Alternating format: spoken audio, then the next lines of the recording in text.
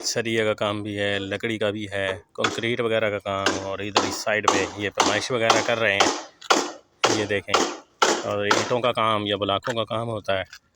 अगर आपके पास इनमें से कोई भी स्किल है तो आप अपनी स्किल के बेस पे और लीगल डॉक्यूमेंट्स के साथ यहाँ आकर अच्छे खासे पैसे कमा सकते हैं। लेकिन बगैर डॉक्यूमेंट्स के यहाँ जॉब मिलना बहुत मुश्किल है। लेकिन आजकल जॉब क्राइसिस चल रहा है, डॉक्यूमेंट्स जिनके पास मौजूद हैं उनको भी जॉब काफ़ी मुश्किल से मिल रही है। तो आपके साथ भी ये हो सकता है कि आपको यहाँ कई कई महीने जॉब का इंतज़ार करना पड़े।